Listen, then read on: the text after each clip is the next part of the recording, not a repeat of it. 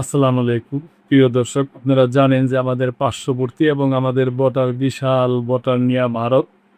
ওনারা তাই বাংলাদেশের দিকে কোনো গেছে কিনা এবং তাদের কাগজপত্র ঠিক আছে কিনা এই সমস্ত ব্যাপার নিয়েও ওনারা এখন আর কি করতেছে, তদন্ত করতেছে। তো ওনারা বাংলাদেশকে বলছে যে নাগরিকত্ব বিষয় নিয়ে যেই ইগুলো আছে সমস্যাগুলা কিংবা আছে এগুলা যেন বাংলাদেশ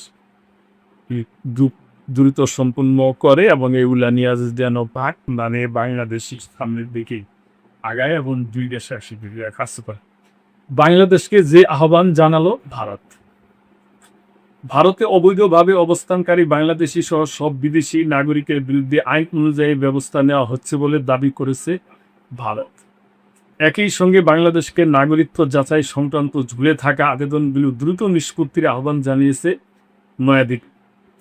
শুক্রবার নিয়মিত সংবাদ ব্রিফিংয়ের ভারতের পররাষ্ট্র মন্ত্রণালয়ের মুখপাত্র রণধীর জয়সওয়াল বলেন, ভারতে কোনো বিদেশি নাগরিক অবৈধভাবে অবস্থান করলে বাংলাদেশি হলেও তাদের নিয়ে আমাদের আইন রয়েছে এবং সেই অনুযায়ী ব্যবস্থা নেওয়া হবে। তিনি বলেন, এসব ব্যক্তিকে ফেরত পাঠানোর ক্ষেত্রে একটি দ্বিপক্ষীয় ব্যবস্থা রয়েছে।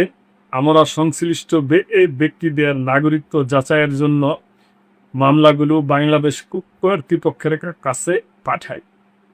নাগরিকত্ব নিশ্চিত হওয়ার পর আমরা প্রত্যাবাসন প্রক্রিয়া এগিয়ে নিয়ে যাই। জয়সওয়াল জানান, এই ধরনের অনেক আবেদন এখনও বাংলাদেশের কাছে ঝুলে আছে এবং সেগুলো দ্রুত নিষ্পত্তি হবে বলে তারা আশা করেছে। তিনি বলেন, আমাদের অনেক অনুরোধ এখনও বাংলাদেশের কাছে অপেক্ষমান রয়েছে। আমরা আশা করি এবং প্রত্যাশা করি এগুলো যত দ্রুত সম্ভব নিষ্পত্তি করা হবে, যাতে ভারতে অবৈধভাবে অবস্থানকারী ব্যক্তিদের প্রত্যাবাসন প্রক্রিয়া সহজ ও কার্যকরভাবে এগিয়ে নেওয়া যায়।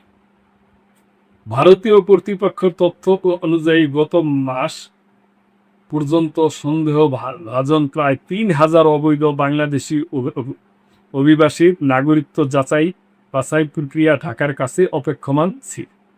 গত মে মাসের এক সংবাদ ব্রিফিংয়েও রণধীর জয়সওয়াল বলেছিলেন, নাগরিকত্ব যাচাই সংক্রান্ত 2,862টি আবেদন বাংলাদেশের কাছে ঝুলে আছে। এর মধ্যে কিছু আবেদন 5 বছরের বেশি সময় ধরে নিষ্পত্তির অপেক্ষায় রয়েছে।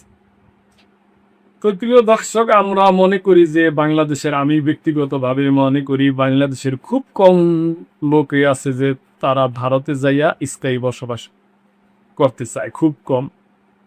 তো যদি যায় এরকম কিছু থাকে তাহলে আমাদের অনুরোধ থাকবে বাংলাদেশ সরকারের দুই দেশ মিল্লাই